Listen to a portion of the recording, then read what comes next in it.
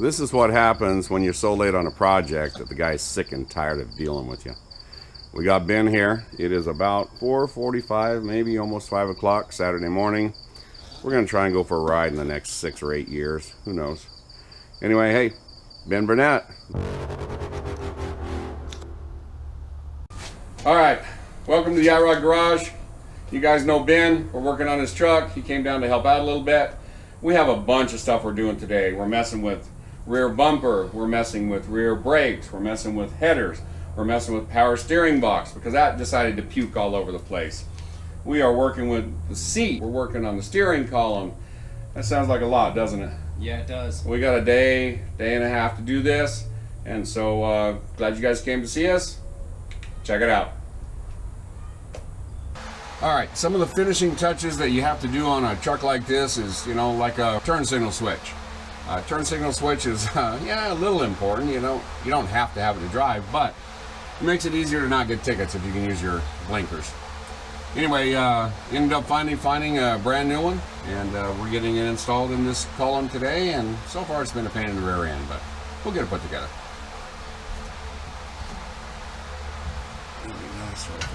There. All right, I think I'm going to route it a little bit different.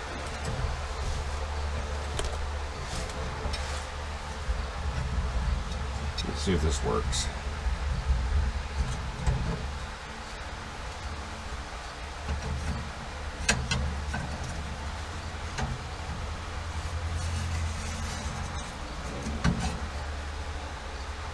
Let's see if we can get it through here. It might work. Put this lid back down there. Get this girl on here. All right. 2 steps forward and 1 step back.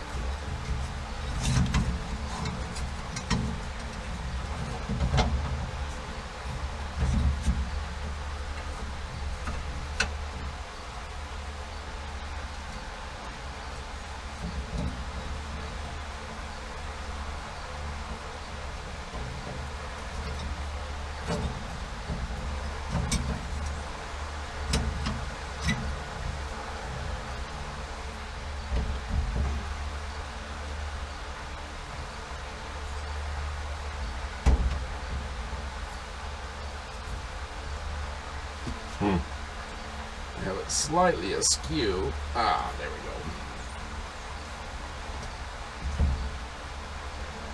go. Alright, I'll bolt up. This will plug into our wires.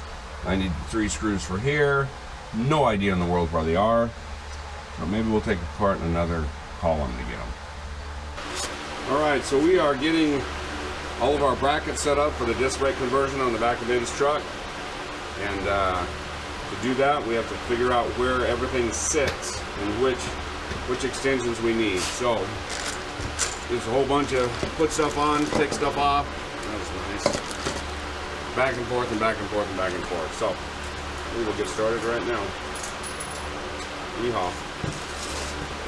They give you directions when you buy one of these kits that are pretty much useless. They say, oh, we'll put this on. Oh, we'll put that on. But it doesn't say, you know, there's different directions and different angles, and they don't give you much help. Pretty useless. So we're going to go with the smaller shims to see if that's the right thing. The guy that I bought this from, all he had done was just mocked it up on his car. For some reason they went a different direction. So we'll see. He had it mocked up with the smaller shims. Well, we'll put it on and see what happens. Worst case scenario, we do it all over again. Obviously, I'm used to doing that. Ben's over there working on putting his seat in the truck. Pretty terrible when you have to come work on your own truck for someone as good looking as he is. So, what percentage chance is it that I'm going to get this right on the very first time?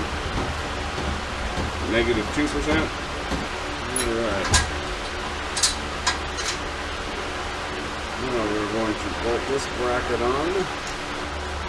So in my opinion, disc brakes on the back of a truck or a car pretty much does nothing. I mean, it's maybe a 10% increase in braking in the rear, not overall. But, you know, these hotshot kids, they gotta have everything that looks beautiful. And it does look beautiful, don't get me wrong, but for the money, I would just run down drums on it. But that's me. Alright, put my rotor up on.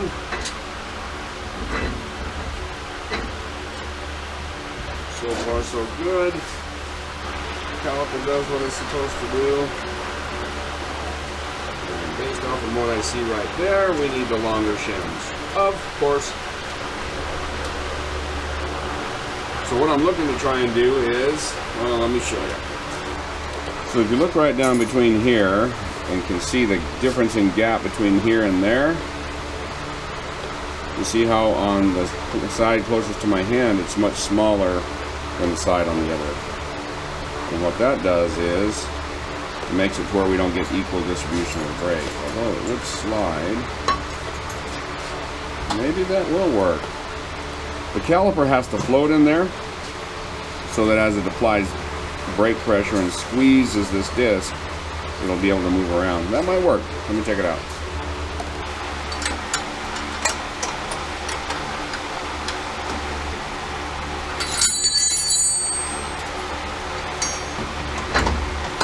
Alright, we got our rotor back on. We have our caliper ready with the pads. We're gonna hope like crazy this thing does what it's supposed to do.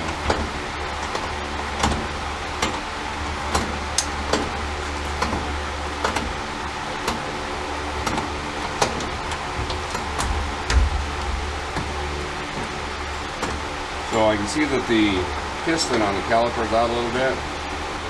See how that's sticking out there? And how I need to paint that red that got messed up? We'll get that in a minute. Okay, we're going to put some clamps on that, or put some vice grips on that, and squeeze that back in.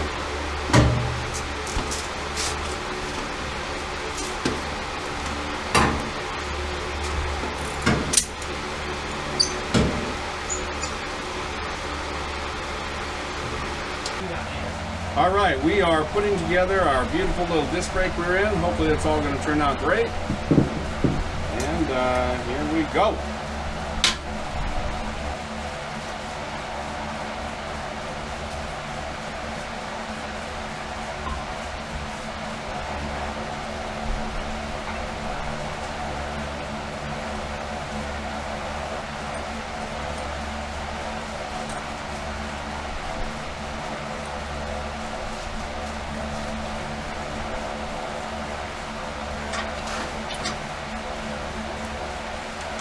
Alright, it looks like it's going on nicely this time.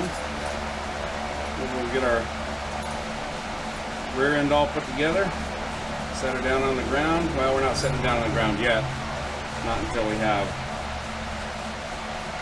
our exhaust done, dead on. Well, this looks like it's going to work out perfect. Looks like I need to touch up a little bit of paint right there. Alright, brake line.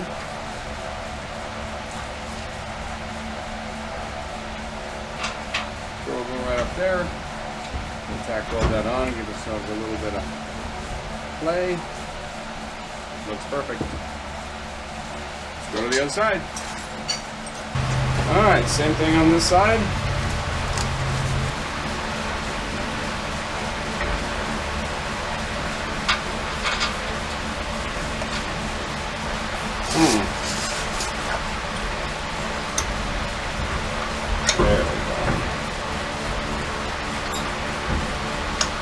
Me a little concerned to begin with.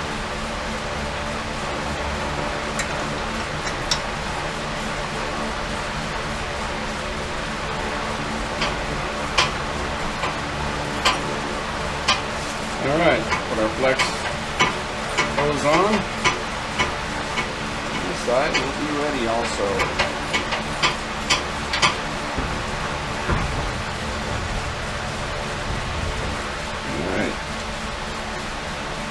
He is also ready.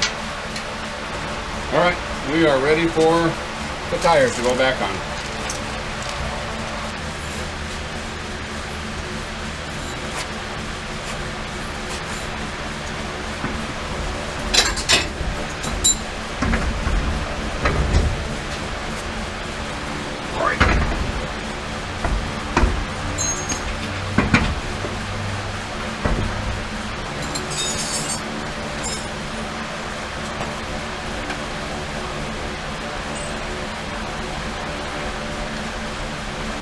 All right, time for the next side.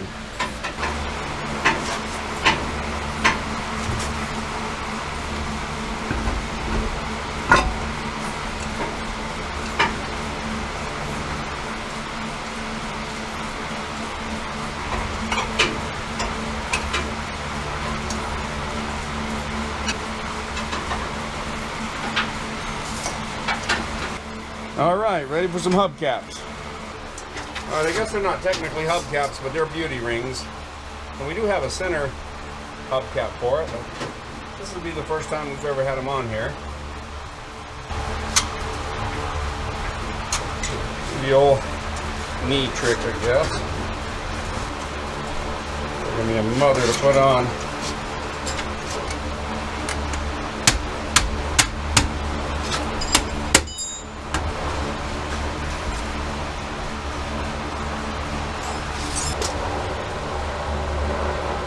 Alright, we have some center caps for it. We're not putting those on yet, but that chrome beauty ring changes everything. Let's get on to the next one. Alright, we'll get cleaned up underneath it.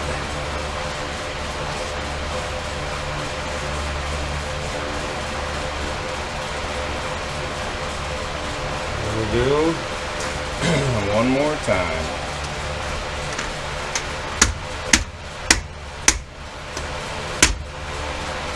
There we go.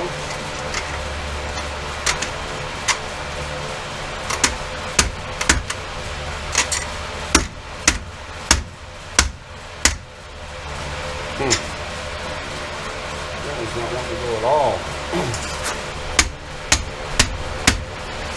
What a pain in the butt.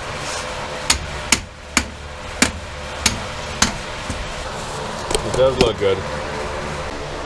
So here's my rear bumper, and this was for long bed. It's like it's a 3/4 ton style, you know, bumper, but I actually really like the look. It's pretty cool. I'm keeping like that 3/4 ton style side view mirrors, same with the front bumper. I like the look, and so yeah. But the problem here is it's for a long bed, right? So we all know behind the rear tires, the bed's going to be 8 inches shorter on a short bed. So right now, I'm gonna go ahead and cut this, take 8 inches off of both sides so that my Uncle Pete can weld them up and we can get this bumper thrown on. Safety glasses, always wear safety glasses.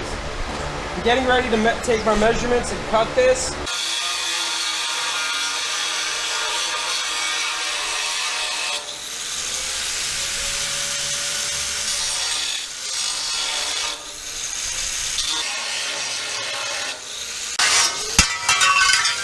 Same song, second verse.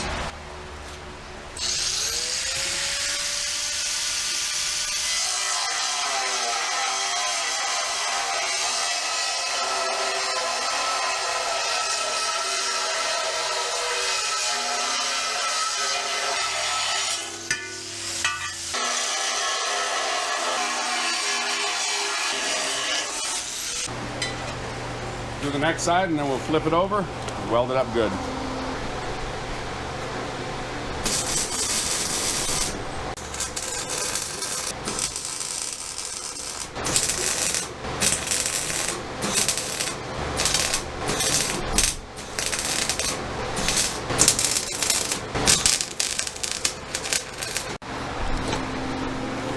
Alright, there's our weld done there.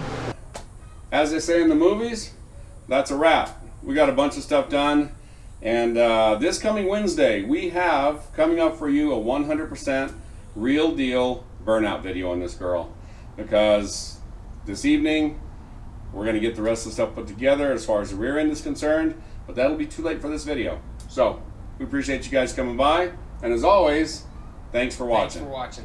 Let's try that again. Yeah, I forgot. I forgot that I was supposed to. Hey, we appreciate you guys coming and checking out what we're doing, and as always, thanks for watching. Oh, I was supposed to look at you, huh? No, it doesn't matter. All right, cool. All right, one more time.